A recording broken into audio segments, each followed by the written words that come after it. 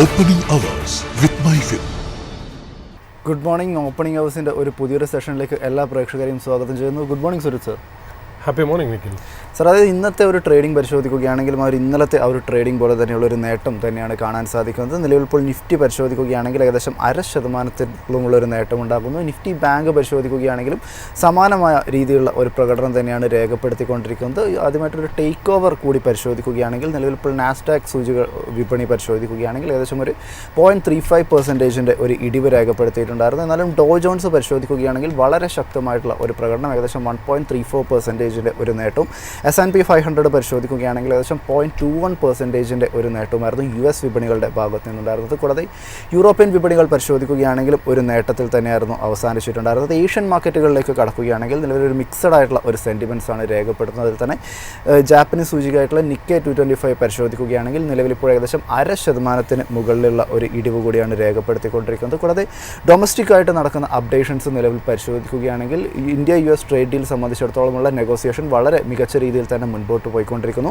ഇത് സംബന്ധിച്ചിടത്തോളമുള്ള ചർച്ചകളുടെ ഭാഗമായിട്ട് നിലവിലിപ്പോൾ ഇന്ത്യൻ പ്രധാനമന്ത്രിയായിട്ടുള്ള നരേന്ദ്രമോദിയും ഡൊണാൾഡ് ട്രംപും നിലവിലിപ്പോൾ മൊബൈൽ ഫോണിൽ സംസാരിച്ചു. വളരെ പോസിറ്റീവായിട്ടുള്ള ഒരു സംസാരമായിരുന്നു അത് എന്നുള്ളൊരു വാർത്ത പുറത്തു വന്നിട്ടുണ്ടായിരുന്നു. കൂടാതെ ഇന്ത്യയുടെ ചീഫ് എക്കണോമിക് അഡ്വൈസർ ആയിട്ടുള്ള അനന്ത നാഗേശ്വരൻ്റെ ഒരു വാക്ക് പരിശോധിക്കുകയാണെങ്കിൽ ഈ വരാൻ പോകുന്ന മാർച്ചിൽ തന്നെ ഇന്ത്യ US ട്രേഡ് ഡീൽ ഉണ്ടായിട്ടില്ലെങ്കിൽ താൻ സർപ്രൈസ്ഡ് ആയിരിക്കും എന്ന രീതിയിലുള്ള ഒരു വ്യൂ പോയിന്റും അദ്ദേഹം പങ്കുവച്ചിട്ടുണ്ട്. അങ്ങനെ ഇന്ത്യയെ സംബന്ധിച്ചിടത്തോളം ആ ഒരു ട്രേഡ് ഡീലിൻ്റെ ടെൻഷൻ ഏകദേശം അവസാനിച്ചു വരുന്നു എന്നതിൻ്റെ ഒരു സൂചന ഇപ്പോൾ ലഭിച്ചുകൊണ്ടിരിക്കുന്നു. എന്നാൽ മെക്സിക്കോയിൽ നിന്ന് നോക്കുകയാണെങ്കിൽ പുതിയ രീതിയിലുള്ള ചാലഞ്ചസ് എമർജ് ചെയ്തു വരുന്നതായിട്ടാണ് കാണാൻ സാധിക്കുന്നത്. അതായത് ഫ്രീ ട്രേഡ് എഗ്രിമെൻ്റ് ആയിട്ട് ഒപ്പുവെക്കാത്ത രാജ്യങ്ങളുടെ മുകളിലൊക്കെ തന്നെ ഏകദേശം 50%-ഓളമുള്ളൊരു താരിഫ് ചുമത്തും എന്നുള്ളൊരു ഒരു പ്രസ്താവനയാണ് നിലവിൽ ഇപ്പോൾ മെക്സിക്കോയുടെ ഭാഗത്തു നിന്ന് ഉണ്ടായിരിക്കുന്നത്.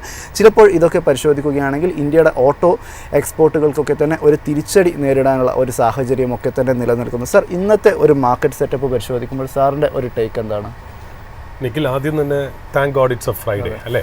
ഈ ഒരു വീക്ക് എൻഡ് ചെയ്യുന്നു എന്നുള്ളതാണ്. ഒരുപാട് കാര്യങ്ങളുണ്ടായ ഒരു വീക്ക് ഇവിടെ അവസാനിക്കുന്നു എന്നുള്ളതാണ്. വാൾ സ്ട്രീറ്റിലേക്ക് നമുക്കിപ്പോൾ വീണ്ടും ഇന്നൊരു hand over details let starts from the top. അതിൽ വാൾ സ്ട്രീറ്റിൽ നോക്കാൻ നേരത്തെ ഒരു മിക്സ്ഡ് ഡേ ഓഫ് ട്രേഡ് ആയിരുന്നു വാൾ സ്ട്രീറ്റിൽ എന്നുള്ളതാണ്. അതായത് ഡൗ John's hit all time high, എന്നാൽ നാസ്ഡാക്കിൽ ചെറിയ രീതിയിലെങ്കിലും ഈ പറഞ്ഞ പോലെ ഈ ടെക്നോളജി സ്റ്റോക്സിൽ ഒരു പ്രോഫിറ്റ് ബുക്കിംഗ് ഉണ്ടായിരുന്നു എന്നുള്ള കാര്യം കറക്റ്റ് തന്നെയാണ്. അതായത് നേരത്തെ നിഖിൽ പറഞ്ഞ പോലെ S&P 500 ഏതാണ്ട് 0.21% അപ്പായിരുന്നു. നാസ്ഡാക്ക് മൈനസ് 2.6% ഡൗൺ ആയിരുന്നു, -0.26%. ഈ -0.26% എന്ന് പറയുന്നത് ഒരിടയ്ക്ക് നാസ്ഡാക്ക് ഞാൻ നോക്കുമ്പോൾ വെളുപ്പാങ്കാലത്ത് എണീറ്റ് നോക്കുമ്പോൾ 1.6% ഡൗൺ ആയിരുന്നു. അവിടുന്ന് റിക്കവറി ചെയ്താണ് 0.26% ഡൗൺ ആയി നിന്നത്. അതായത് നല്ലൊരു റിക്കവറി നാസ്ഡാക്കിൽ നടന്നു എന്നുള്ള കാര്യം വളരെ ക്ലിയർ ആയിട്ട് നമുക്ക് നോക്കേണ്ടിയിരിക്കുന്നു എന്നുള്ളതാണ്. ഡൗ ജോൺസ് ഞാൻ നേരത്തെ പറഞ്ഞ പോലെ ഏതാണ്ട് 1.3.4% അപ്പാണ്, which is an all time high എന്നുള്ളത്. അപ്പോൾ US മാർക്കറ്റിൽ നിന്ന് നമുക്ക് കിട്ടുന്ന ഹാൻഡ് ഓവർ ഡീറ്റെയിൽസ് കഴിഞ്ഞാൽ all is well within US market. അപ്പോൾ ആർട്ടിഫിഷ്യൽ ഇൻ്റലിജൻസ് സ്റ്റോക്സിലും വേണ്ട രീതിയിൽ സെല്ലിംഗ് നടന്നില്ല. ഒരിടയ്ക്ക് നല്ല രീതിയിൽ ഒന്ന് നാസ്ഡാക്ക് ഡൗൺ ആയെങ്കിൽ പോലും അത് റിക്കവർ ചെയ്തിരുന്നു എന്നുള്ളതാണ് നമുക്ക് മനസ്സിലാവും. ട്രഷറി മാർക്കറ്റിലേക്ക് നോക്കുകയാണെങ്കിൽ ട്രഷറി മാർക്കറ്റ് ഒന്ന് ഡിപ്പ് ചെയ്തിട്ടുണ്ട്. US 10-year ബോണ്ട് ഈൽഡ് 4.15% ആണ് എന്നുള്ള ഒന്നാമത്തെ കാര്യം. ആ വീക്ക്ലി ജോബ്സ് ഡേറ്റ US വന്നു. അത് ശരിക്കും പറഞ്ഞാൽ എക്സ്പെക്ട് ചെയ്തതിനേക്കാളും ഹയർ ആയിരുന്നു. ഫിഗർ ഏതാണ്ട് 2,36,000 ആണ് ഈ പറയുന്ന പോലെ ജോബ് ഡേറ്റ വന്നത്. അത് നമ്മൾ ഒരിക്കലും എക്സ്പെക്ട് ചെയ്തില്ല. അമേരിക്ക ഒട്ടും എക്സ്പെക്ട് ചെയ്തില്ല. കാര്യം കഴിഞ്ഞ വീക്കിനേക്കാളും 44,000 കൂടുതൽ ജോബ്സ് ക്രിയേറ്റ് ചെയ്തു എന്ന് പറയുന്ന ഒരു പോസിറ്റീവ് ഡേറ്റയാണ് വന്നത്. ഇതുകൊണ്ട് തന്നെ ഏതാണ്ട് 10-year ബോണ്ട് ഈൽഡ് ചെറുതായിട്ടൊന്ന് ഡിപ്പ് ചെയ്ത് 4.15% ആയിരുന്നു എന്നുള്ള. ഓയിലിനെ സംബന്ധിച്ച് oil prices below $62 per barrel അല്ലേ. ഞാൻ ലാസ്റ്റ് നോക്കാൻ നേരത്ത് ഏതാണ്ട് $61.5 പെർ ബാരൽ എന്നൊരു രീതിയിൽ ട്രേഡ് ചെയ്യണമെന്നേ ഉള്ളൂ. അതായത് ഓയിൽ വളരെ സെൻസിറ്റീവ് ആയിട്ട് നിൽക്കുകയാണ്. അതായത് അവർ ഓയിൽ മാർക്കറ്റ് റെസ്പോണ്ട് ചെയ്യുന്നത് രണ്ട് റീസൺസിന് വേണ്ടിയിട്ടാണ് ഇപ്പോൾ. ഒന്ന് എന്ന് പറയുന്നത് OPEC പ്ലസിൻ്റെ പ്രൊഡക്ഷൻ, ആ പ്രൊഡക്ഷൻ ഇൻക്രീസോ അല്ലെങ്കിൽ പ്രൊഡക്ഷൻ ഇങ്ങനെ സ്റ്റാഗ്നേറ്റ് ചെയ്യിക്കുകയോ എന്തെങ്കിലും കാര്യങ്ങൾ ചെയ്യുകയാണെങ്കിൽ മാത്രമേ ഈ പറയുന്ന പോലെ ഓയിൽ മൂവ് ചെയ്യാറുള്ളൂ. രണ്ടാമത് റഷ്യ യുക്രൈൻ പീസ് ടോക്കിനെ കുറിച്ചുള്ള ചെറിയ കാര്യങ്ങളും അനുസരിച്ച് മാത്രമേ ഓയിൽ മാർക്കറ്റ് മൂവ് ചെയ്യണമെന്നുള്ള. അല്ലാതെ ഓയിൽ മാർക്കറ്റിന് വളരെ സബ്സ്റ്റാൻഷ്യലായിട്ട് ഒരു അപ്സൈഡോ അല്ലെങ്കിൽ ഡൗൺ സൈഡിലേക്കോ മൂവ്മെൻ്റ് ഇല്ല. It just response to these kind of 2 news. ഒന്ന് OPEC പ്ലസിൻ്റെ ന്യൂസ്, 2 റഷ്യ യുക്രൈൻ പീസ് ടോക്കിൻ്റെ ഓരോ ന്യൂസുമായിട്ട് മുകളിലോട്ടും താഴോട്ടും പോയി ഒന്ന് ഓസിലേറ്റ് ചെയ്ത് സെറ്റിൽ ചെയ്ത് ഒരു $63-64 അവിടെ നിൽക്കുന്നു എന്നുള്ള. പിന്നെ യു എസിൽ ഇമ്പോർട്ടൻ്റ് ആയിട്ടുള്ള ഒരു ന്യൂസ് എന്ന് വെച്ചാൽ Walt Disney agree to invest $1 billion in Open A I.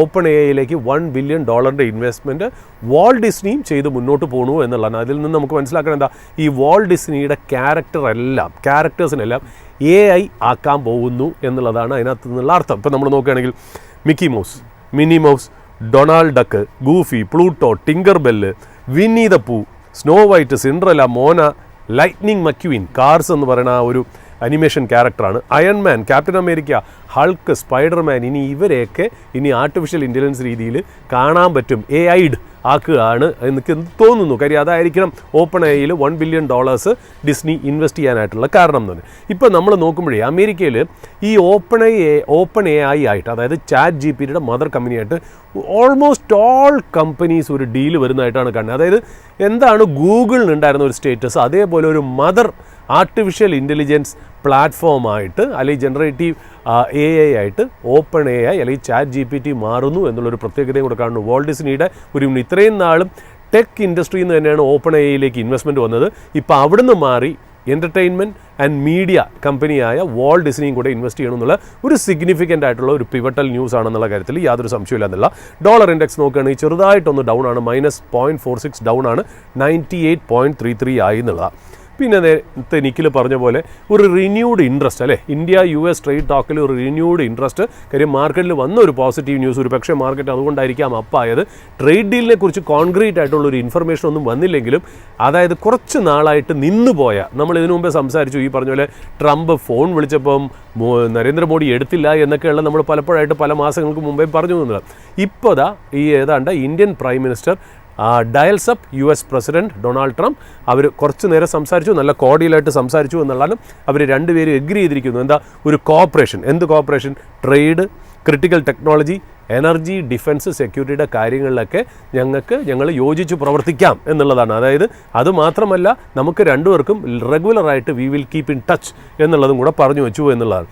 എന്നാൽ ഇപ്പോഴും ട്രേഡ് ഡീലിനെ കുറിച്ച് ഒരു കൺഫർമേഷനും ആയിട്ടില്ല എന്നുള്ളതാണ്. ആ ഫൈനൽ ലൈൻ ക്രോസ് ചെയ്തിട്ടില്ല, അവസാനം വരെ എത്തി നിൽക്കുന്നു എന്നുള്ളതാണ് നമുക്ക് മനസ്സിലാവുന്നതുള്ള. അതൊരു സൈഡിൽ സംഭവിക്കുമ്പോൾ തന്നെ ഇപ്പുറത്ത് നമ്മുടെ ചീഫ് എക്കണോമിക് അഡ്വൈസറായ അനന്ത നാഗേശ്വരൻ്റെ ഒരു സ്റ്റേറ്റ്മെൻ്റ് ആയിരുന്നു. അത് നേരത്തെ നിഖിലൊന്ന് സൂചിപ്പിച്ചായിരുന്നു. അതായത് most of the issues have been sorted out എന്നാണ് അദ്ദേഹം പറഞ്ഞത്. പല ഇഷ്യൂസും സോർട്ട് ഔട്ട് ചെയ്തു. എന്നിട്ട് അദ്ദേഹം പറയുന്നുണ്ട്, it is difficult to put a timeline. ഒരു ടൈം ലൈൻ പുട്ട് ചെയ്യുക എന്ന് പറഞ്ഞാൽ വളരെ പാടാണ്. But I would be surprise if we don't have it sealed by the end of the financial year. അതായത് മാർച്ചോടുകൂടി മാർച്ചിന് മുമ്പായിട്ട് ഇത് നടക്കും എന്നുള്ള രീതിയിലാണ്, അല്ലെങ്കിൽ ഞാൻ സർപ്രൈസ്ഡ് ആയിരിക്കും എന്നുള്ള രീതിയിലാണ് അനന്ത നാഗേശ്വരൻ പറഞ്ഞതെന്നുള്ള.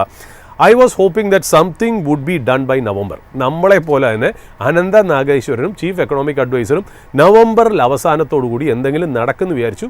നടന്നില്ല. ഇനി മാർച്ചിന് മുമ്പായിട്ട്, ഫിനാൻഷ്യൽ ഇയറിൻ്റെ മുമ്പേ നടക്കുമെന്ന് പ്രതീക്ഷിക്കുന്നു.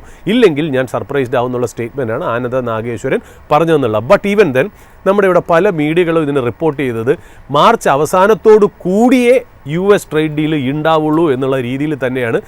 അങ്ങനെ കാണാൻ പറ്റില്ല എന്നാണ് എനിക്ക് തോന്നുന്നത്. കാര്യം എന്ന് വെച്ചാൽ അങ്ങനെയാണെങ്കിൽ ഇന്നലെ പ്രൈം മിനിസ്റ്റർ മോഡിയും ഡൊണാൾഡ് ട്രംപും അമേരിക്കൻ പ്രസിഡന്റ് ഡൊണാൾഡ് ട്രംപും തമ്മിൽ സംസാരിക്കില്ലായിരുന്നു എന്നുള്ളതാണ് എനിക്ക് തോന്നുന്നത്.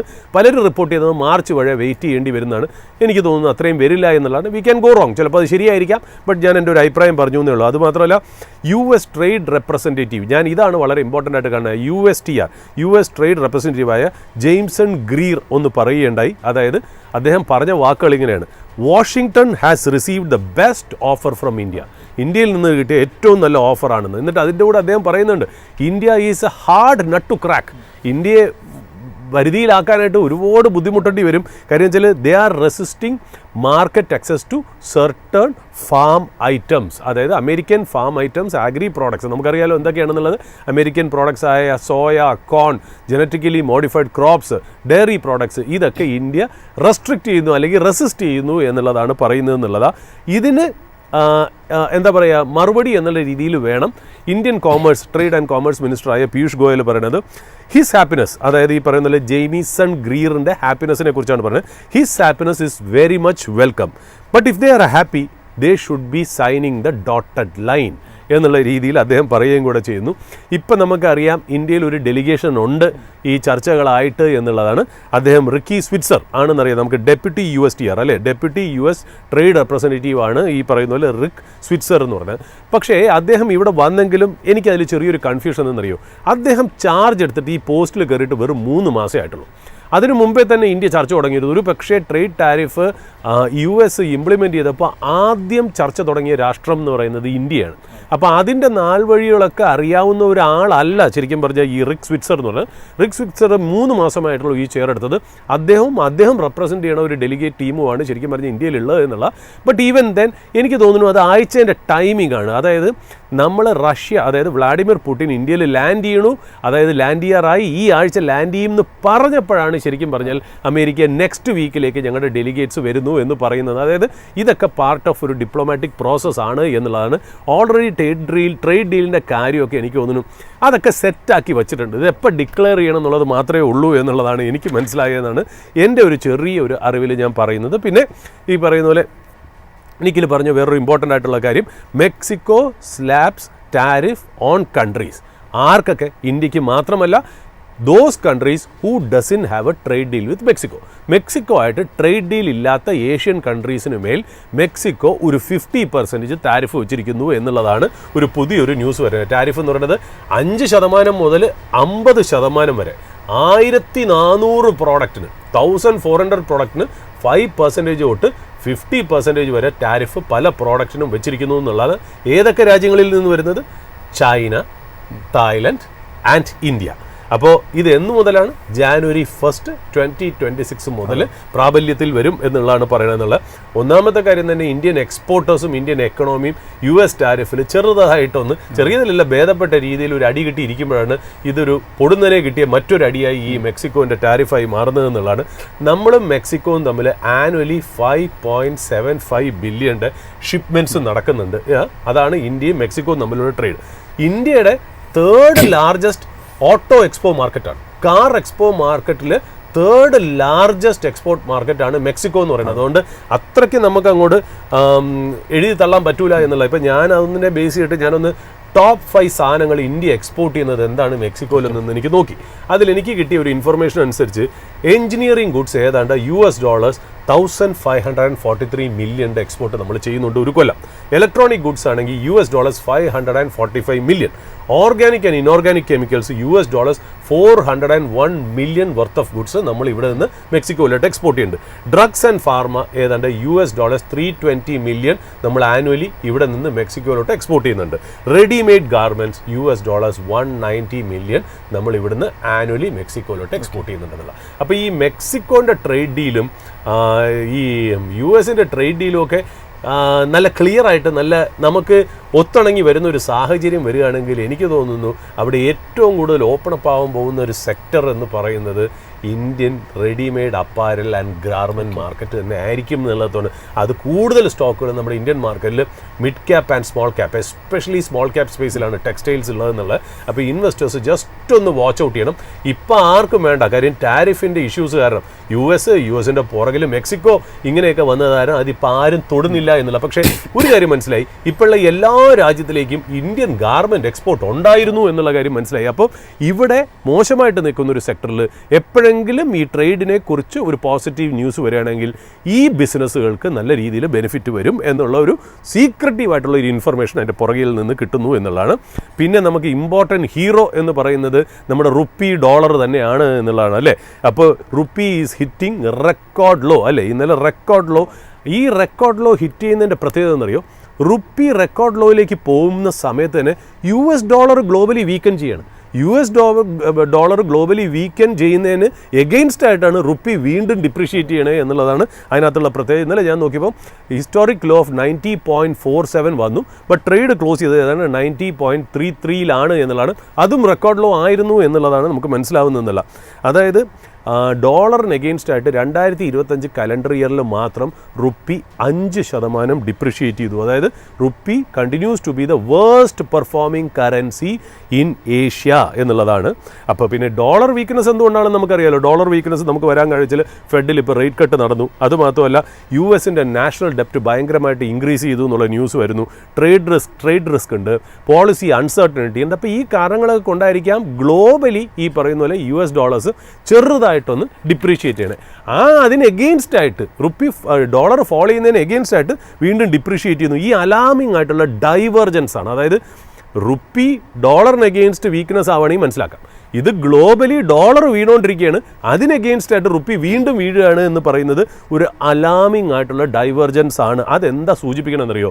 അങ്ങനെ ഒരു സിറ്റുവേഷൻ വരികയാണെങ്കിൽ എൻ്റെ അർത്ഥം ഇന്ത്യയിൽ ഡോളർ വീഴാൻ കാര്യം ഇന്ത്യ സ്പെസിഫിക് ഇഷ്യൂ ആണെന്നാണ്. അതായത് ഇഡിയോസിൻക്രാറ്റിക് എന്ന് പറയുന്ന കണ്ടീഷൻ. അതായത് ഇന്ത്യയുടെ സ്വന്തമായിട്ടുള്ള പ്രോബ്ലം കാരണമാണ് റുപ്പി ഡോളറിന് എഗെയിൻസ്റ്റ് ആയിട്ട് ഡിപ്രിഷിയേറ്റ് ചെയ്യണത്, ഡോളർ ഗ്ലോബലി ഡിപ്രിഷിയേറ്റ് ചെയ്യുന്ന സമയത്ത് പോലും എന്നുള്ളതാണ് നമുക്ക് മനസ്സിലാവുന്നതെന്നുള്ള. അതൊക്കെ എന്തൊക്കെ റീസൺ ആണെന്നുള്ളത് നമ്മൾ പലപ്പോഴായിട്ട് പറഞ്ഞു വെച്ചു. ഒന്നെന്ന് പറയുന്നത് ഫോറിൻ പോർട്ട്ഫോളിയോ ഇൻവെസ്റ്റേഴ്സ് ഇൻവെസ്റ്റ് ചെയ്ത് ഡോളർ പുറത്തേക്ക് കൊണ്ടുപോകുന്നു അല്ലേ. ഇക്വിറ്റീസിലും ബോൺസിലും കൂടെ ചേർന്ന് ഏതാണ്ട് 2025 ഇപ്പോൾ വരെ നോക്കുകയാണെങ്കിൽ ഏതാണ്ട് $18 ബില്യൺ സെല്ല് ചെയ്ത് പൈസ കൊണ്ടുപോയി എന്നുള്ളതാണ്. ഇത് മാത്രമല്ല, 2025 മാത്രമല്ല, 2024 ഏതാണ്ട് $15 ബില്യൺ സെല്ലിംഗ് ഇന്ത്യൻ സ്റ്റോക്സിലും ബോൺസിലും നടന്നിരുന്നു എന്നുള്ളതാണ് അതിനകത്തുള്ള പ്രത്യേകത. ആ പൈസയും കൂടെ കൊണ്ടുപോയപ്പോൾ ഏതാണ്ട് 2 കൊല്ലം അടുപ്പിച്ച് ഏതാണ്ട് 32 തൊട്ട് 33 ബില്യൺ ഔട്ട്ഫ്ലോ പോയത് കാരണം അത്രയും ഡോളർ പുറത്തു പോയത് has puttu a pressure on Indian rupee എന്നുള്ളത് ഒന്നാമത്തെ റീസൺ. രണ്ടാമത് ഈ പറയുന്ന പോലെ ഈ ഇന്ത്യ US അല്ലെങ്കിൽ ഇപ്പോൾ മെക്സിക്കോ ആയിട്ടുള്ളതൊക്കെ ആ ട്രേഡിൻ്റെ ആ ടാരിഫിൻ്റെ ഇഷ്യൂ കാരണം ഇന്ത്യയിലെ കറണ്ട് അക്കൗണ്ട് ഡെഫിസിറ്റ് വൈഡനിങ് ചെയ്യുമോ എന്നുള്ളൊരു എക്കണോമിക് പ്രോബ്ലം മറ്റൊരു റീസണാണ് to put a pressure on Indian rupee എന്നുള്ള കാര്യത്തിലും സംശയമില്ല. മൂന്നാമത് ഈ ഇയർ എൻഡ് ആകുമ്പോഴത്തേക്കും ഒരുപാട് ഡോളർ ഡിമാൻഡ് ഇന്ത്യയിൽ വരും. അതിനെന്തൊക്കെയാണെന്ന് വെച്ചാൽ നമുക്കിപ്പോൾ ഒന്നത് ക്രൂഡ് മേടിക്കണം, ക്രൂഡിൻ്റെ പേയ്മെൻറ്റ് കൊടുക്കണം, crude, oil, gold, electronic items, അതൊക്കെ ഇയർ എൻഡ് ആകുമ്പോഴത്തേക്കും നല്ലൊരു പേയ്മെൻറ്റ് നമുക്ക് ഇവിടുന്ന് കൊടുക്കാനുണ്ട് എന്നുള്ളതാണ്.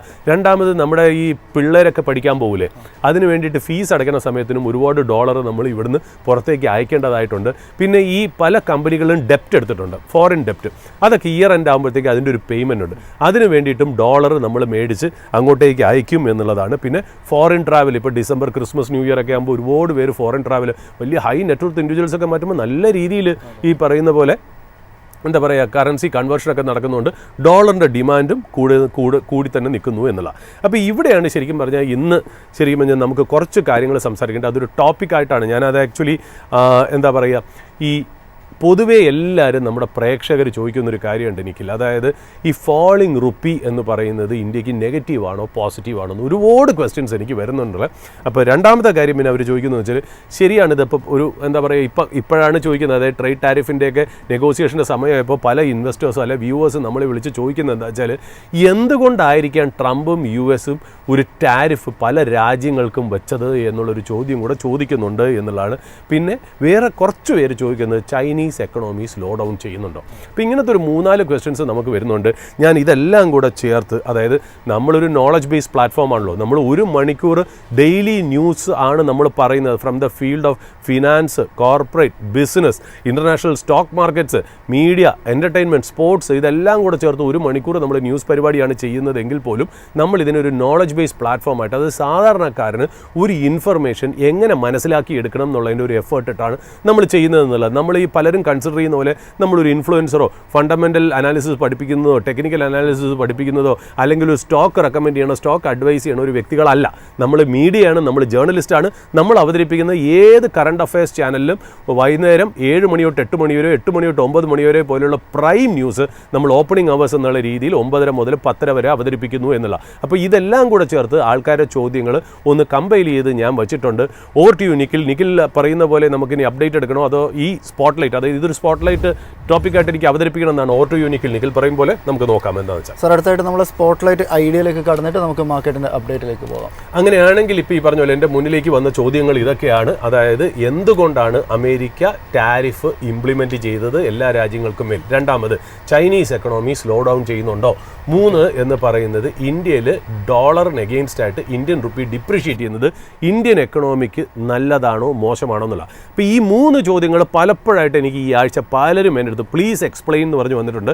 അപ്പോൾ ഞാൻ നോക്കിയപ്പോൾ ഇത് 3 കൂടെ കമ്പൈൻ ചെയ്ത് നമ്മൾ പറയുന്നതായിരിക്കും ഇതിൽ കുറച്ചുകൂടി ആഭികാമ്യം എന്ന് എനിക്ക് തോന്നി. കാര്യം എന്ന് വെച്ചാൽ നമ്മൾ എപ്പോഴും സംസാരിക്കുമ്പോൾ US ഇന്ത്യയുടെ കാര്യങ്ങളൊക്കെ പറഞ്ഞാൽ നമ്മൾ പലപ്പോഴും ചൈനയെ വിട്ടുപോകും. ചൈന വളരെ ഒരു ഗ്ലോബൽ പവർ ഹൗസാണ്. അപ്പോൾ ചൈന എങ്ങനെ ഒരു ഗ്ലോബൽ പവർ ഹൗസ് ആയി എന്നുള്ളതിന് ഉത്തരം തന്നെയാണ് ഈ ചോദ്യങ്ങൾക്കുള്ള ഉത്തരം. ചൈനയുടെ ഈ ഗ്രോത്താണ് ശരിക്കും പറഞ്ഞാൽ ഈ വക ചോദ്യങ്ങൾക്ക് എന്തുകൊണ്ട് ടാരിഫ് ട്രംപ് വച്ചു. രണ്ടാമത് ചൈനീസ് എക്കണോമി സ്ലോ ഡൗൺ ചെയ്യണോ? മൂന്നാമത് ഇന്ത്യയുടെ ഫോളിംഗ് കറൻസി അതായത് റുപ്പി ഡിപ്രിഷിയേറ്റ് ചെയ്യണത് നല്ലതാണോ മോശമാണോ എന്നുള്ള ചോദ്യത്തിന് ചൈനയുടെ ഗ്രോത്താണ് നമ്മൾ ആദ്യം മനസ്സിലാക്കേണ്ടത് എന്നുള്ളതാണ്. അപ്പോൾ ചൈന എന്താണ് ഗ്ലോബലി ചെയ്തത് അവരിത്രയും വലിയൊരു പവർഫുൾ എക്കണോമി ആവാനായിട്ടുള്ള കാര്യം? അതായത് നമ്മളിപ്പോൾ നോക്കുകയാണെങ്കിൽ 2025 ഏറ്റവും വലിയ ന്യൂസ് നമ്മൾ തിരിഞ്ഞു നോക്കുമ്പോൾ എന്തായിരുന്നു? അമേരിക്ക പല രാജ്യത്തിനും മേൽ ഒരു ടാരിഫ് വെച്ചതാണ് ഏറ്റവും ഇമ്പോർട്ടൻ്റ് ആയിട്ടുള്ള കാര്യം. ആദ്യം ഒരു ബേസ് ലൈൻ ടാരിഫ് എല്ലായിടത്തും വെച്ചു എന്നുള്ള അതിൻ്റെ മുകളിൽ സ്പെസിഫിക് ആയിട്ടുള്ള റീസൺ ഇപ്പോൾ ഇന്ത്യക്ക് മുകളിലാണെങ്കിൽ ബേസ് ലൈൻ ആയിട്ടുള്ള 25 ടാരിഫിന് മുകളിലായിട്ട് ഏതാണ്ട് ഈ നമ്മൾ റഷ്യയിൽ നിന്ന് ക്രൂഡ് ഇമ്പോർട്ട് ചെയ്യുന്ന കാരണം ഒരു അഡീഷണൽ 25 കൂടെ വെച്ച് ഒരു 50% ടാരിഫ് വച്ചു എന്നുള്ളതാണ്. എന്തായിരുന്നു അമേരിക്കയെ പ്രോംപ്റ്റ് ചെയ്തത്? എന്തായിരുന്നു ട്രംപിനെ എന്താ പറയുക ഒന്ന് ട്രിഗർ ചെയ്തത് ഈ ടാരിഫ് വയ്ക്കാനായിട്ട്? എന്തായിരുന്നു അവിടെ പ്രശ്നം? അവിടെ വേറെ പ്രശ്നമൊന്നുമില്ല. അതായത് വലിയൊരു കൺസ്യൂമിങ് കൺട്രിയാണ് അമേരിക്ക എന്ന് പറഞ്ഞാൽ. അമേരിക്ക ഒരുപാട് കൺസ്യൂമേഴ്സിൻ്റെ കൺട്രിയാണ്, ഒരു ഡെമോക്രാറ്റിക് കൺട്രിയാണ് എന്നുള്ളത്. അപ്പോൾ പല രാജ്യങ്ങളും അമേരിക്കയിലേക്ക് എക്സ്പോർട്ട് ചെയ്തിരുന്നു എന്നുള്ളതാണ്. പല രാജ്യങ്ങളും പല ഗുഡ്സും സർവീസസും അമേരിക്കയിലേക്ക് എക്സ്പോർട്ട് ചെയ്യണം. അമേരിക്ക എന്ത് ചെയ്യും? കൊല്ലങ്ങളായിട്ട് അമേരിക്ക എന്താ പറയുക കൂടുതൽ കാര്യങ്ങളും മറ്റുള്ള കൺട്രിയിൽ നിന്ന് ഇമ്പോർട്ടാണ് ചെയ്തത് അവർ എക്സ്പോർട്ട് ചെയ്തതിനെക്കാട്ടിലും. ഓക്കെ, അതായത് പല രാജ്യങ്ങൾക്കും അമേരിക്കയായിട്ട് ട്രേഡ് സർപ്ലസ് ആണ്, എന്നാൽ അമേരിക്കയ്ക്ക് പല രാജ്യങ്ങളായിട്ടും ട്രേഡ് ഡെഫിസിറ്റാണ്. ഞാനൊരു സാധാരണ പ്രേക്ഷകൻ്റെ അറിവിലേക്ക് മിക്കവർക്കും ഇത് അറിയായിരിക്കും. ഞാൻ പറഞ്ഞു വെച്ചാൽ ട്രേഡ് ഡെഫിസിറ്റും ട്രേഡ് സർപ്ലസും വെച്ചാൽ നമ്മളിപ്പോൾ ഇന്ത്യ ഏതെങ്കിലും രാജ്യത്തിലേക്ക് നമ്മൾ എക്സ്പോർട്ട് കൂടുതൽ ചെയ്യുന്നു, ആ രാജ്യത്ത് നിന്ന് ഇമ്പോർട്ട് ചെയ്യുന്നത് കുറവാണെങ്കിൽ ഇത് രണ്ടും തമ്മിലുള്ള ഡിഫറൻസിനെ നമ്മൾ ട്രേഡ് സർപ്ലസ് എന്ന് പറയുന്നത്. കാര്യം നമ്മൾ സർപ്ലസ് കാര്യങ്ങൾ അതായത് സർപ്ലസ് ആയിട്ട് ഗുഡ്സ് നമ്മൾ എക്സ്പോർട്ട് ചെയ്യുന്നു, കുറവ് കാര്യങ്ങൾ നമ്മൾ ഇമ്പോർട്ട് ചെയ്യണം. ഇനി വേറൊരു സിനാരിയോ വിചാരിക്കുക, അതേ രാജ്യമായിട്ട് നമ്മൾ ഇമ്പോർട്ട് ചെയ്യുന്നതാണ് കൂടുതൽ, എക്സ്പോർട്ട് ചെയ്യുന്നതിനെക്കാട്ടിലും ഉണ്ടെങ്കിൽ അതിന് ഡെഫിസിറ്റ് അഥവാ കുറവ് എന്ന് പറയും. അപ്പം നമ്മൾ രണ്ട് രാജ്യങ്ങൾ തമ്മിലുള്ള ട്രേഡ് സർപ്ലസ് ആണോ ട്രേഡ് ഡെഫിസിറ്റ് ആണോ എന്ന് പറയുന്നത് നമ്മൾ എത്ര ഇമ്പോർട്ട് ചെയ്യുന്നു എത്ര എക്സ്പോർട്ട് ചെയ്യുന്നു എന്നുള്ള അനുസരിച്ചാണ്. അപ്പോൾ ഞാൻ ഈ പറഞ്ഞത് എന്താ, അമേരിക്ക മിക്ക രാജ്യങ്ങളായിട്ടും ട്രേഡ് ഡെഫിസിറ്റ് ആയിരുന്നു, മറ്റുള്ള രാജ്യങ്ങൾക്ക് അമേരിക്കയായിട്ട് കമ്പയർ ചെയ്യുമ്പോൾ ട്രേഡ് സർപ്ലസ് ആയിരുന്നു എന്നുള്ളതാണ്. അപ്പോൾ അമേരിക്കൻ പ്രത്യേകിച്ച് ട്രംപിൻ്റെ ഒരു ഇലക്ഷൻ്റെ ക്യാമ്പയിൻ എന്ന് പറഞ്ഞാൽ ഇതാണ്. അതായത് പല രാജ്യങ്ങളും അമേരിക്കയെ കൊണ്ട് ബെനിഫിറ്റ് ചെയ്യുന്നു.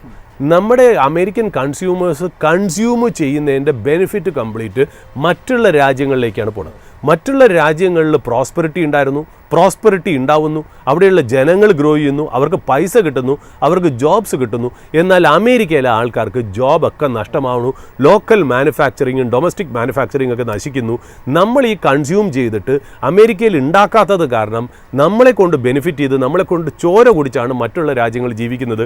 അതുകൊണ്ടാണ് അവർക്ക് നമുക്ക് മേൽ അമേരിക്കയ്ക്ക് മേൽ ട്രേഡ് സർപ്ലസും നമുക്ക് അവരോട് ട്രേഡ് ഡെഫിസിറ്റും ഉള്ള എന്ന രീതിയിലാണ് ഈ പറയുന്നത്. അപ്പോൾ ഇതായിരുന്നു ശരിക്കും പറഞ്ഞാൽ അമേരിക്കയ്ക്ക് ഒരു ട്രിഗർ, അതായത് ട്രംപിനൊരു ട്രിഗർ, ഒരു എന്താ പറയുക ഒരു ടാരിഫ് ഇമ്പോസ് ചെയ്യാനായിട്ട്. ആ ടാരിഫ് ഇമ്പോസ് ചെയ്തപ്പോൾ ഒരുപാട് രാജ്യങ്ങളായിട്ട് ഉണ്ട്. അതായത് ട്രേഡ് സർപ്ലസ് ഉള്ള രാജ്യങ്ങളുണ്ട്, ട്രേഡ് ഡെഫിസിറ്റ് ഉള്ള രാജ്യങ്ങളുണ്ട്. ഞാൻ പറഞ്ഞില്ല, ഇപ്പോൾ അമേരിക്കൻ ഗുഡ്സിന് സ്വിറ്റ്സർലൻഡിൽ ₹1 പോലും അമേരിക്കൻ ഗുഡ്സിന് അവർ ടാരിഫ് വെച്ചിട്ടില്ല. എന്നിട്ടും അമേരിക്ക സ്വിറ്റ്സർലൻഡിന് മേൽ ഏതാണ്ട് 39% ടാരിഫ് വെച്ചു എന്നുള്ളതാണ് അപ്പോൾ വന്ന ന്യൂസ് എന്ന് പറഞ്ഞാൽ. അപ്പോൾ ഇത് അക്രോസ് ദ ബോർഡ് എല്ലാ രാജ്യങ്ങൾക്കും ഒരു ബോർഡ് കൊണ്ടുവച്ച് എഴുതി കാണിച്ച് കൊടുത്തു എന്നുള്ളതാണ് അതിനകത്തുള്ള പ്രത്യേകത. അപ്പോൾ 2 ക്ലോസസ്, അതായത് രണ്ട് സെക്ഷൻ ഉപയോഗിച്ചാണ് കൺട്രികളെ ഇദ്ദേഹം തരംതിരിച്ചത്, അതായത് ട്രംപ് തരംതിരിച്ചത്. ഒരു സെക്ഷൻ എന്ന് പറയുന്നത് section 232 of trade expansion act of 1962. ഏതാ സെക്ഷൻ 232, അതായത് threat to impair national security. അതായത് അത് കൊടുക്കുന്ന അതോറിറ്റി എന്താണെന്ന് Trump, it gives authority to president to adjust import adjust ചെയ്യുക to protect health and reliability of US-ന്റെ ക്രിട്ടിക്കൽ ഇൻഡസ്ട്രിക്ക് ഒരു വേണ്ടിയിട്ടാണ് ഇത് ചെയ്തേക്കുന്നത് എന്നുള്ള. അപ്പോൾ അവിടെ ഉപയോഗിച്ച ചെയ്ത സെക്ഷൻ ഏതാ? സെക്ഷൻ 232 ആണ്. അതിൽ ഇമ്പാക്റ്റ് ചെയ്ത കൺട്രീസ് ഏതൊക്കെയാണ്? ഈ പറയുന്ന പോലെ India, Japan, south Korea, Canada, Mexico, European union, ഇവരെല്ലാം ഈ സെക്ഷനിൽ, അതായത് നമ്മുടെ ഡൊമസ്റ്റിക് ആയിട്ടുള്ള US-ലെ ക്രിട്ടിക്കൽ ആയിട്ടുള്ള ഇൻഡസ്ട്രീസിനെ സപ്പോർട്ട് ചെയ്യാൻ വേണ്ടിയിട്ടാണ് നമ്മളിത് ചെയ്യുന്നത്. അതൊരു നാഷണൽ സെക്യൂരിറ്റി ഇഷ്യൂ എന്ന് പറഞ്ഞിട്ട് സെക്ഷൻ 232 അത് ചെയ്തേക്കുന്നത്. എന്നാൽ അവർ ചൈനയ്ക്ക് മേൽ യൂസ് ചെയ്തത് ഈ സെക്ഷനല്ല. അവർ ചൈനയ്ക്ക് മേൽ യൂസ് ചെയ്ത സെക്ഷൻ എന്ന് പറഞ്ഞാൽ section 301 of trade act of 1974 എന്നുള്ള അതാണ് അതിനകത്ത് പെടുത്തുക. അതെന്തുകൊണ്ടാണെന്ന് വെച്ചാൽ ആ ഇതനുസരിച്ച് പറയുന്നതെന്ന് വെച്ചാൽ China used unreasonable discriminatory practices that restrict US commerce and trade. അതായത് this is a much larger threat to national security എന്നുള്ളതാണ്. അതായത് US പറയുന്നത് അവർ ചൈനീസ് കമ്പനികളുടെയും ചൈനീസ് ഗവൺമെൻറ്റിൻ്റെയും ട്രേഡ് ഒന്ന് ഇൻവെസ്റ്റിഗേറ്റ് ചെയ്തപ്പോൾ അവർ ഒബ്സർവ് ചെയ്ത കാര്യം എന്ന് വെച്ചാൽ ചൈന വളരെ അൺഫെയർ ആയിട്ടുള്ള ട്രേഡ് പ്രാക്ടീസസും നോൺ ടാരിഫ് മെഷേഴ്സും അൺഫെയർ ട്രേഡ് പ്രാക്ടീസസും നോൺ ടാരിഫ് മെഷേഴ്സും ഉപയോഗിച്ചാണ് ചൈന ഈ ചെയ്യുന്നത് എന്നുള്ളതാണ്. ഈ ചൈന ചെയ്യുന്നത് ഒരു ലെവൽ പ്ലേയിങ് ഫീൽഡ് അല്ല ഉണ്ടാക്കുന്നത് എന്നുള്ള. അപ്പോൾ ചൈനയ്ക്ക് മേൽ ടാരിഫ് വയ്ക്കാൻ കാര്യമുള്ള റീസൺ വേറെയായിരുന്നു മറ്റുള്ള രാജ്യങ്ങൾ. പക്ഷേ ചൈനയ്ക്ക് മേൽ വച്ചത് കാരണം എല്ലാവർക്കും കൂടി അത് ബാധിച്ചു വന്നു. ഇപ്പോൾ ഏറ്റവും കൂടുതൽ അനുഭവിക്കുന്നത് ഇന്ത്യയാണെന്നുള്ളത് വാസ്തവം തന്നെയാണ്. എന്താണ് ഈ അമേരിക്ക പറയുന്ന ചൈന ചെയ്ത അൺഫെയർ ട്രേഡ് പ്രാക്ടീസസ് അല്ലെങ്കിൽ നോൺ ടാരിഫ് മെഷേഴ്സ്? അതെന്താണെന്ന് വെച്ചാൽ ചൈനയുടെ എക്കണോമിക് മോഡൽ എന്താണെന്ന് അറിയും. ഇത്ര എന്താണ് ചൈനയുടെ എക്കണോമിക് മോഡൽ വെച്ചാൽ ചൈന ഒരു എന്താ പറയുക പ്രയോറിറ്റൈസ് ചെയ്തിരുന്നത് കംപ്ലീറ്റ് പ്രൊഡക്ഷനും ഇൻവെസ്റ്റ്മെൻറ്റുമാണ്. അതായത് ഡൊമസ്റ്റിക് കൺസംഷനെ കുറിച്ച് ചൈന അധികം വെറി ചെയ്തിട്ടില്ല. സ്വന്തം ആൾക്കാർ അവിടെ ഉണ്ടാക്കുന്ന പ്രോഡക്ട്സ് എങ്ങനെ കൺസ്യൂം ചെയ്യുന്നതിനെക്കുറിച്ച് അല്ല ചൈനയുടെ വെറി. ചൈന ചെയ്തത് ഈ പ്രൊഡക്ഷനും ഇൻവെസ്റ്റ്മെൻറ്റും, അതായത് ഫാക്ടറിയൊക്കെ എക്സ്പോർട്ട് മാർക്കറ്റിന് വേണ്ടിയിട്ടാണ് ചൈനീസ് ഗവൺമെൻറ് കൂടുതലും പ്രയത്നിച്ചത് എന്നുള്ള. അപ്പോൾ ചൈന നമ്മൾ നോക്കുകയാണെങ്കിൽ ചൈനയുടെ ഒരു ലാർജ് ഗ്യാപ്പുണ്ട്. അതായത് എന്താണ് പ്രൊഡ്യൂസ് ചെയ്യുന്നതും അതിൽ എത്രയാണ് ലോക്കൽ ഡൊമസ്റ്റിക് ആയിട്ട് ഇത് കൺസ്യൂം ചെയ്യണത്, എത്ര അവർ ഉണ്ടാക്കുന്നു, അതിൽ എത്ര ലോക്കലി കൺസ്യൂം ചെയ്യുന്നു എന്നുള്ള അത് നമ്മൾ നോക്കുകയാണെങ്കിൽ അസ്റ്റോണിഷിങ് ഫിഗറാണ്. ഇപ്പം നമ്മൾ നോക്കുകയാണെങ്കിൽ ഇന്ത്യയിലുണ്ടല്ലോ, ഇന്ത്യയിൽ നമ്മൾ ഉണ്ടാക്കുന്നതിൻ്റെ ഗുഡ്സിൻ്റെ 60% നമ്മൾ തന്നെയാണ് യൂസ് ചെയ്യുന്നത്. 60% ഓഫ് GDP ഈസ് ഡൊമസ്റ്റിക് എന്നുള്ളതാണ് നമ്മൾ മനസ്സിലാക്കുന്നത്. നമ്മളിപ്പോൾ അമേരിക്കയുടെ കാര്യം നോക്കുകയാണെങ്കിലും അങ്ങനെയാണ്. അവരുണ്ടാക്കുന്നതിൻ്റെ 68 തൊട്ട് 70% വരെ അവിടുത്തെ പോപ്പുലേഷനും സിറ്റിസൺസും അവിടെയുള്ള അമേരിക്കൻസാണ് യൂസ് ചെയ്യണമെന്നുള്ള. അപ്പോൾ ഇത് രണ്ടും ഡൊമസ്റ്റിക് ഡ്രിവൺ ആയിട്ടുള്ള എക്കണോമിയാണ്. അതായത് that percentage of GDP is being consumed locally and domestic എന്നുള്ള രീതിയിലാണ് പറയുന്നത്. പക്ഷേ ചൈനയുടെ കാര്യത്തിൽ അങ്ങനെയല്ല. ചൈന ഉണ്ടാക്കുന്ന ഗുഡ്സിൻ്റെ 40% മാത്രമേ ചൈനീസ് കൺസ്യൂമേഴ്സിന് ആവശ്യമുള്ളൂ. അതായത് 60% സർപ്ലസ് ആണ്. അതായത് ചൈന ഓവർ പ്രൊഡ്യൂസ് ചെയ്യുന്നു, ഓവർ കപ്പാസിറ്റി ഉണ്ടാക്കുന്നു എന്നുള്ളതാണ് അതിനകത്തുള്ള പ്രത്യേകമായിട്ടുള്ള കാര്യം. ആൻഡ് ഓവർ കപ്പാസിറ്റി ഉണ്ടാക്കാൻ വേണ്ടിയിട്ടാണ് ഗവൺമെൻറ് കംപ്ലീറ്റ് പ്രയോറിറ്റൈസ് ചെയ്യുന്നത് എന്നുള്ളതാണ് അതിനകത്തുള്ള പ്രത്യേകത. എന്നിട്ട് ഈ ഓവർ കപ്പാസിറ്റി ഉണ്ടാക്കിയിട്ട് അവരെന്താ ചെയ്യണേ? ആ ഓവർ കപ്പാസിറ്റി അവരുണ്ടാക്കിയിട്ട് മറ്റുള്ള രാജ്യങ്ങളിൽ കൊണ്ടുപോയി ഡംപ് ചെയ്യുന്നു. അതാണ് ചൈന ചെയ്യുന്ന ഒരു കാര്യം. അപ്പോൾ എന്തുകൊണ്ടാണ് അത് പറ്റുന്നത്? ചൈന അങ്ങനെ ചെയ്യുമ്പോൾ ഈ ചൈനയും മറ്റുള്ള രാജ്യങ്ങളായിട്ടുള്ളൊരു ട്രേഡിന് ഒരു ഇംബാലൻസ് ഉണ്ടാവുന്നു. കാര്യം ചൈന കൊണ്ടുവന്ന് അങ്ങ് ഡംപ് ചെയ്യല്ലേ. രണ്ടാമത് ചൈന ഡംപ് ചെയ്യണത് എങ്ങനെയാണ്? വളരെ ചീപ്പ് റേറ്റിനാണ് അതാത് രാജ്യങ്ങൾ കൊണ്ട് ഡംപ് ചെയ്യണത്. അപ്പോൾ അതാത് രാജ്യങ്ങളിലെ ഡൊമസ്റ്റിക് പ്ലെയേഴ്സൊക്കെ നശിക്കുന്നു. നശിച്ചു കഴിയുമ്പോൾ ചൈനീസ് കമ്പനി മോണോപ്പൊളി ആവുന്നു. ഇതാണ് ചൈനയുടെ ഒരു ട്രിക്ക്. അപ്പോൾ ചൈന എങ്ങനെയാണ് ചൈന ഇത്രയ്ക്ക് പ്രൊഡ്യൂസ് ചെയ്യുന്നത്, എന്തുകൊണ്ടാണ് പ്രൊഡ്യൂസ് ചെയ്തിട്ട് കൊണ്ട് ഡംപ് ചെയ്യണമെന്ന് നമ്മൾ നോക്കുമ്പോൾ 2-3 കാര്യങ്ങൾ അവിടെ ചൈനയിൽ നടക്കുന്നുണ്ട്. അതുകൊണ്ടാണ് ചൈനയ്ക്ക് ഇത് ചെയ്യാൻ പറ്റുന്നത്. ഒന്നെന്ന് പറയുന്നത് എക്സ്പോർട്ട് കൺട്രോൾ അല്ലെങ്കിൽ എക്സ്പോർട്ട് റെസ്ട്രിക്ഷൻസ് ആണെന്നുള്ള. അതായത് ചൈന ഒന്നാമത്തെ കാര്യം തന്നെ അവരുടെ കയ്യിലാണല്ലോ ലോകത്ത് ഏറ്റവും കൂടുതൽ ഈ ക്രിട്ടിക്കൽ മിനറൽസ് അല്ലെങ്കിൽ റെയർ എർത്ത് എലമെന്റ്സ് അവരുടെ കയ്യിലുള്ളത്. അവർ ശരിക്കും പറഞ്ഞാൽ അവരെന്താണെന്ന് വെച്ചാൽ ഇതിൻ്റെ എക്സ്പോർട്ട്, ചൈനയിൽ നിന്നുള്ള എക്സ്പോർട്ട് ഭയങ്കരമായിട്ട് കൺട്രോൾ ചെയ്യും. എന്നിട്ട് അവർ ഗ്ലോബൽ സപ്ലൈ ചെയിനിൽ അവരൊരു മോണോപ്പൊളി ഉണ്ടാക്കും. മറ്റുള്ള രാജ്യങ്ങൾക്ക് ചൈനയായിട്ട് സഹായമില്ലാതെ നിൽക്കാൻ പറ്റില്ല എന്നുള്ള രീതിയിലാക്കും. ഒന്നാമത്തെ കാര്യം. രണ്ടാമത് ഫോഴ്സ്ഡ് ടെക്നോളജി ട്രാൻസ്ഫർ എന്ന് പറയുന്നത് നമ്മളിപ്പോൾ ചൈനീസ് മാർക്കറ്റ് ആക്സസ് ചെയ്യണമെന്ന് വിചാരിക്കാം. നമ്മളൊരു കമ്പനിയുണ്ട്, അത് ചൈനീസ് മാർക്കറ്റ് ആക്സസ് ചെയ്യണമെന്നുണ്ടെങ്കിൽ അതിൻ്റെ ആ ബിസിനസ്സിൻ്റെ പുറകിൽ ഒരു ടെക്നോളജി ഉണ്ടെന്നുണ്ടെങ്കിൽ നമ്മൾ ആ ടെക്നോളജി എന്താണെന്ന് ചൈനയെ അറിയിക്കണം. അതുമാത്രമല്ല അതിൻ്റെ ഇൻ്റലക്ച്വൽ പ്രോപ്പർട്ടിയും അവർക്ക് കൊടുക്കണം. അതായത് അത് ഓപ്പൺ ആക്കണം. എന്നിട്ട് ചൈന അത് കണ്ട് പഠിച്ചിട്ട് നമ്മളെ തന്നെ കോമ്പീറ്റ് ചെയ്യും. അപ്പോൾ ചൈനീസ് മാർക്കറ്റ് ഇത്രയും പോപ്പുലേഷൻ ഉള്ള കൺട്രിയിലേക്ക് നമ്മൾ ആക്സസ് ചെയ്യണമെന്നുണ്ടെങ്കിൽ ഇങ്ങനെ ഒരു റെസ്ട്രിക്ഷൻ, ഫോഴ്സ്ഡ് ടെക്നോളജി ട്രാൻസ്ഫർ, അതാണ് അവർ ചെയ്യുന്നത്.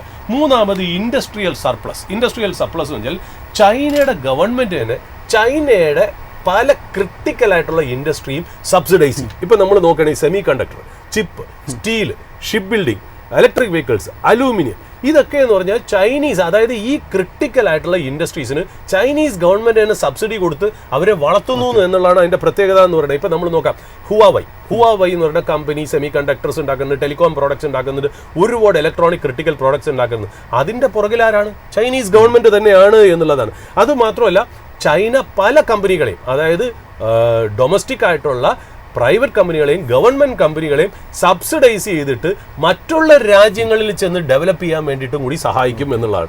പിന്നെ നാലാമത്തെ ഒരു കാര്യം വെച്ചാൽ റെഗുലേറ്ററി ബാരിയേഴ്സ് ആൻഡ് ഡിസ്ക്രിമിനേഷൻ. അതായത് ഈ ഫോറിൻ കമ്പനീസിന് ചൈനയിലായിട്ട് ചെയ്യണമെങ്കിൽ ഒരുപാട് ലൈസൻസിങ്ങും റെഗുലേറ്ററി ഹേർഡിൽസും ഉണ്ട് എന്നുള്ള, ഒരുപാട് ക്ലിയറൻസ് കിട്ടിയാൽ മാത്രമേ ഫോറിൻ കമ്പനീസിന് പോകാൻ പറ്റുള്ളൂ എന്നുള്ള.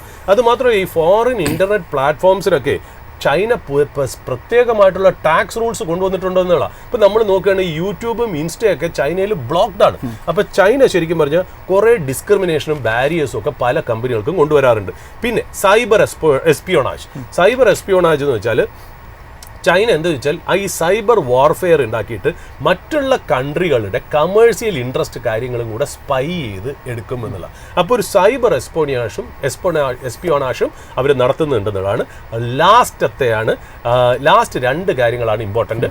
ആറാമത്തെ കാര്യം എന്ന് വെച്ചാൽ ചൈന ലേബർ കോസ്റ്റ് ഭയങ്കരമായിട്ട് കുറച്ചാണ് വയ്ക്കുന്നത്. അതായത് അവർക്ക് നല്ല ലേബർ കോഡൊക്കെ ഉണ്ടെങ്കിലും നല്ല രീതിയിലെ പേയ്മെൻ്റ് ഒന്നും അവിടെ വേജസ് ഒന്നും അവിടുത്തെ ലേബറേഴ്സിന് കൊടുക്കില്ല. പകരം അവരെന്താ ചെയ്യണത്, ആർട്ടിഫിഷ്യലി അതിന് ഡിപ്രസ് ചെയ്ത് വെച്ചിട്ട് അവരുടെ പ്രൊഡക്ഷൻ അങ്ങ് ഇൻക്രീസ് ചെയ്യിക്കും. അതായത് പ്രോഫിറ്റബിലിറ്റി അങ്ങ് ഇൻക്രീസ് ചെയ്യിക്കുന്നില്ല. Last but not the least, the important point is they depreciate the rupee, അല്ലെ ദ കറൻസി. അതായത് അവരുടെ കറൻസിയായ യുവാനെ മനഃപൂർവ്വം ഗവൺമെൻറ് ഡിപ്രിഷിയേറ്റ് ചെയ്ത് വയ്ക്കുമ്പോൾ എന്ത് ചെയ്യും, എക്സ്പോർട്ട് ചെയ്യുന്ന കമ്പനിക്ക് ബെനിഫിറ്റ് ആണ്. അതായത് കൂടുതൽ ഫോറിൻ കറൻസി ഇങ്ങോട്ടേക്ക് വരും എന്നുള്ളതാണ്. അപ്പോൾ ഇതിനകത്ത് ഇമ്പോർട്ടൻ്റ് ആയിട്ടുള്ള കാര്യം എന്താ, China producers more than it consumes. അതിന് സർപ്ലസ് ആയിട്ട് വരുന്ന സാധനം വളരെ ചീപ്പ് റേറ്റിന് മറ്റുള്ള രാജ്യങ്ങളിൽ കൊണ്ട് ഡംപ് ചെയ്ത് മറ്റുള്ള രാജ്യങ്ങളായിട്ടൊരു ട്രേഡ് ഇംബാലൻസ് ഉണ്ടാക്കുക, അവിടെയുള്ള ഡൊമസ്റ്റിക് പ്ലേയേഴ്സിനെ അടിച്ച് വെളിയിൽ കളയുക എന്നുള്ളതാണ് ചൈന ഇത് ചെയ്യുന്നത് എന്നുള്ളതാണ്.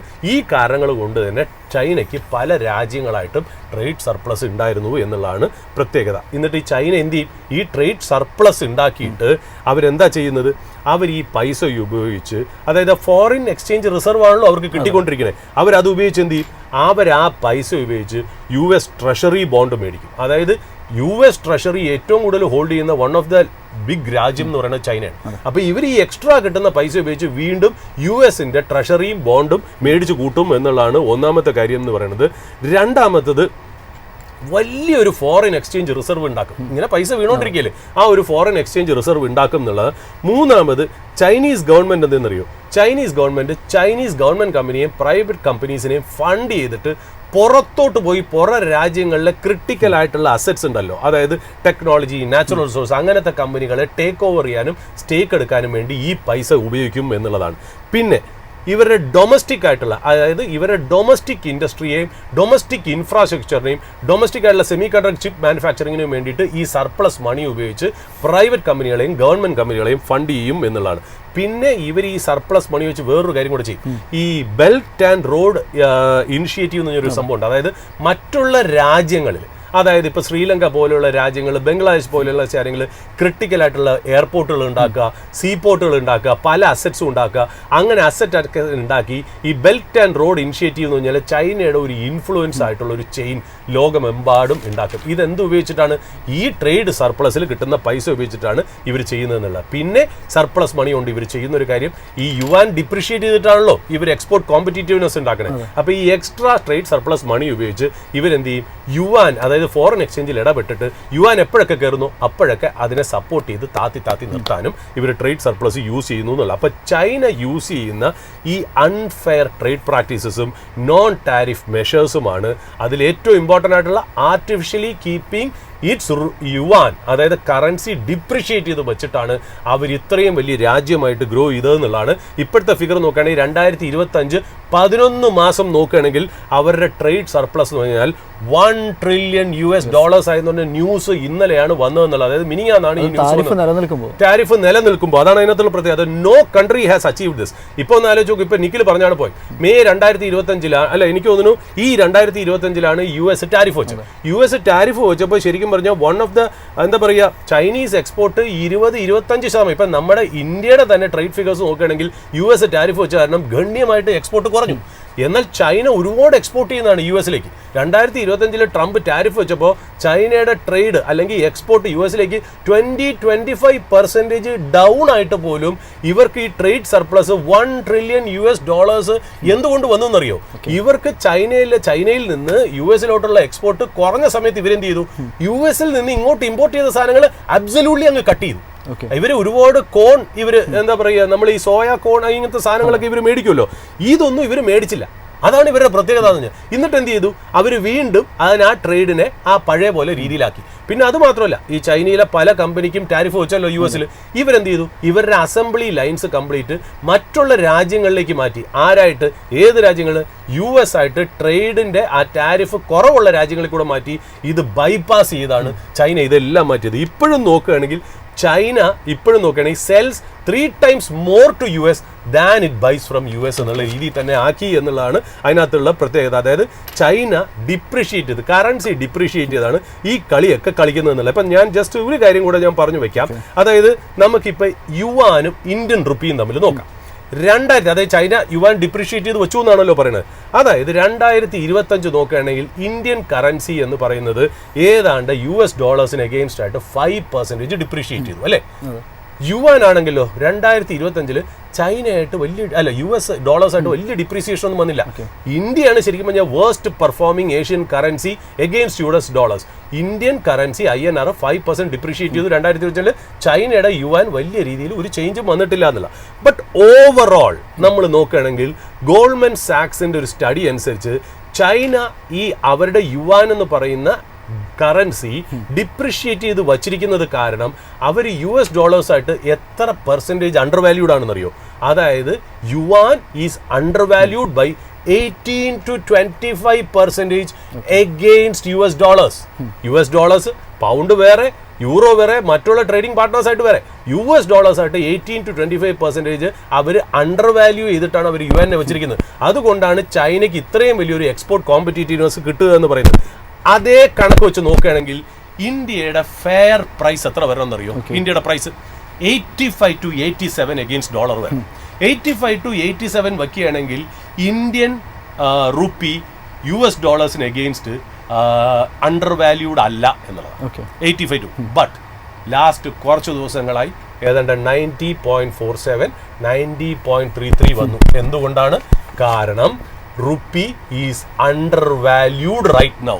ഈ മാസം റുപ്പി നോർമൽ കണ്ടീഷനിൽ നിന്ന് ചൈന ചെയ്തതുപോലെ, ചൈന എങ്ങനെയാണോ യുവാൻ എന്ന് പറയുന്ന കറൻസി US അഗെയിൻസ്റ്റ് ആയിട്ട് അണ്ടർ വാല്യൂ ചെയ്ത് വച്ചതുപോലെ ലാസ്റ്റ് ദിവസങ്ങളായിട്ട് ഇന്ത്യക്ക് ശരിക്കും വരേണ്ടത് 87-88 ആണ് എന്നുണ്ടെങ്കിൽ അതിനെ ഇന്ത്യൻ മാർക്കറ്റിലേക്ക് RBIയും ഗവൺമെന്റും ഇറങ്ങി റുപ്പിയെ സപ്പോർട്ട് ചെയ്യാതെ റുപ്പിയെ ഡിപ്രീഷിയേറ്റ് ചെയ്ത് അണ്ടർ വാല്യൂഡ് ആവാനായിട്ട് സമ്മതം കൊടുത്തു എന്നുള്ളത് കൊണ്ടാണ് ഈ 90 ക്രോസ് ചെയ്ത് പോയത് എന്നുള്ള കാര്യത്തിൽ യാതൊരു സംശയമില്ല.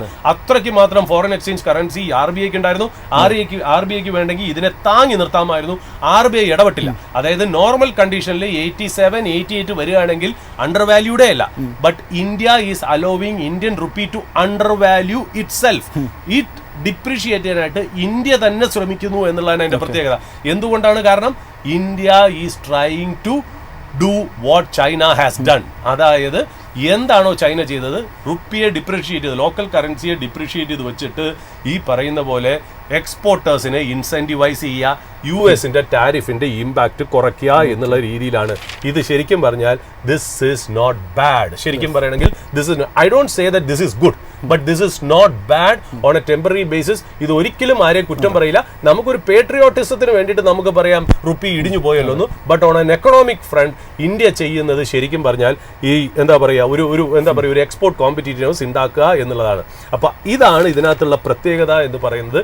അപ്പോൾ ഇന്ത്യൻ റുപ്പി എന്തുകൊണ്ട് ഫോൾ ചെയ്യുന്നു എന്ന് വെച്ചാൽ ഗവൺമെന്റ് അലൗ ചെയ്തിട്ട് തന്നെയാണ് അത് ഫോൾ ചെയ്യണേ എന്നുള്ള കാര്യം. Government is sensing China is going through A very bad stage. അതായത് ഇന്നലെ തന്നെ IMF-ന്റെ മാനേജിംഗ് ഡയറക്ടറായ ക്രിസ്റ്റലീന ജോർജിയേവ എന്ന് പറയുന്ന അവരുടെ ഒരു സ്റ്റേറ്റ്മെന്റ് തന്നെ അവർ പറഞ്ഞെന്നറിയോ, Chinese economy is in a bad shape.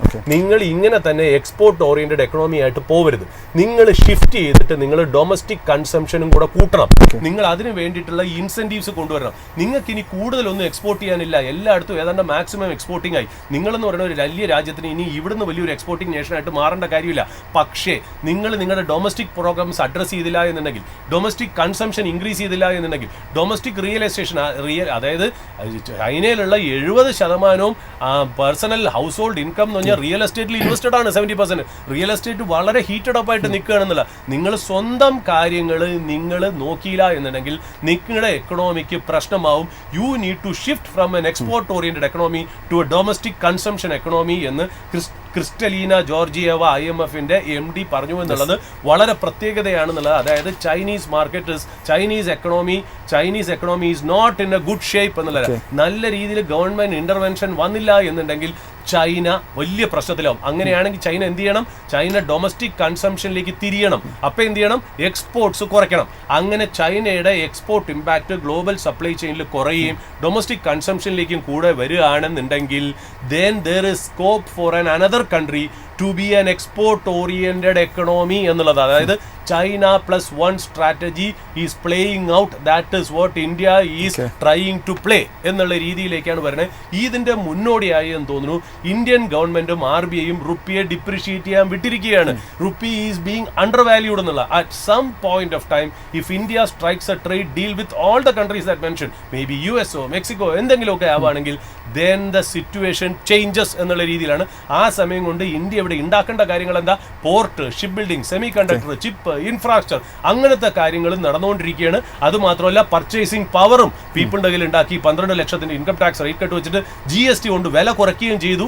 ഇതെല്ലാം ചെയ്ത് ഇന്ത്യൻ ഗവൺമെന്റ് പ്രിപ്പയർ ചെയ്യണമെന്നുള്ള ഈ ഗാമ്പിൾ നടക്കൂല എന്നുള്ള കാര്യം അറിയില്ല. But this could be the strategy of the Indian government and RBI. ഇത് എങ്ങനെ വരും എന്നുള്ളത്. അപ്പൊ നമ്മുടെ അടുത്ത് ചോദിച്ച 3 ചോദ്യങ്ങൾക്കും കൂടെ ഉത്തരം ഇതാണ്. റുപ്പി ഫോൾ ചെയ്യാണ് നല്ലതാണെന്ന് പറയാൻ പറ്റില്ല. എന്നാൽ അതിൽ ബെനിഫിറ്റ് ഉണ്ടോ? ബെനിഫിറ്റ് ഉണ്ട് എന്നുള്ളതാണ്. ഇന്ത്യൻ ഗവൺമെന്റ് സ്ട്രാറ്റജി ആ രീതിയിൽ നോക്കണേ നല്ലതാണ്. തൽക്കാലത്തേക്കുള്ള മാർക്കറ്റ് ബ്ലീഡിംഗ് നമ്മൾ ഡൈജസ്റ്റ് ചെയ്തേ പറ്റുള്ളൂ. അത് ഇന്നവിറ്റബിൾ ആണ്. ഏത് സിറ്റുവേഷനിലും അത് ഉണ്ടാവും എന്നുള്ളതാണ്. ഇപ്പോഴത്തെ കണ്ടീഷനിൽ മാത്രമല്ല, പിന്നെ $90 ആയ സിറ്റുവേഷൻ ഞാൻ പറഞ്ഞില്ലേ, ഞാൻ 35 കാണുമ്പോഴും ഓൾ ടൈം ഹൈ ആയിരുന്നു, 40 കാണുമ്പോഴും ഓൾ ടൈം ആയിരുന്നു, 45 ഓൾ ടൈം ആയിരുന്നു, 50, 60. എങ്ങനെയാണ് എന്റെ ജീവിതത്തിൽ 35 ആയിരുന്നു 90 ആയത്? ഇതെല്ലാ സമയങ്ങളും ഇത് ഓൾ ടൈം ഹൈ ആയിരുന്നു. എന്നിട്ട് ഇന്ത്യൻ എക്കണോമി വളർന്നില്ലേ? ഇന്ത്യൻ സ്റ്റോക്ക് മാർക്കറ്റ് പെർഫോം ചെയ്തില്ലേ? ഇതൊന്നും നിങ്ങൾ കണ്ട് പേടിക്കരുത്. ഇതൊക്കെ ടെമ്പററി ആൻഡ് ട്രാൻസിയന്റ് ആണ്. നിങ്ങൾ നിങ്ങളുടെ പേഷ്യൻസോടുകൂടി നിങ്ങൾ വെയിറ്റ് ചെയ്യുക. Best time is yet to come. Over to you. നമ്മൾ ഇന്നിവിടെ ഡിസ്കസ് ചെയ്തിരിക്കുന്ന ഒരു ഓഹരിയെ പറ്റിയിട്ടുള്ള ഡീറ്റെയിൽസും ഒരു സോളിസിറ്റേഷനോ ഒന്നുമല്ല. നിങ്ങളുടെ ഒരു നിക്ഷേപം നടത്തുന്നതിന് മുമ്പ് എപ്പോഴും സെബി രജിസ്റ്റേർഡ് ഇൻവെസ്റ്റ്മെന്റ് അഡ്വൈസറുടെ ഒരു ശിക്ഷണത്തിൽ മാത്രം നടത്തുക എന്നൊരു കാര്യമാണ് നമുക്ക് പറയാനായിട്ടുള്ളത്. ഇതോടുകൂടി ഇന്നത്തെ ഒരു ഓപ്പണിംഗ് അവേഴ്സിൻ്റെ സെഷൻ ഇവിടെ വൈൻഡപ്പ് ചെയ്യുകയാണ്. തിങ്കളാഴ്ച വീണ്ടും കാണാം. അതുവരെ നന്ദി, നമസ്കാരം.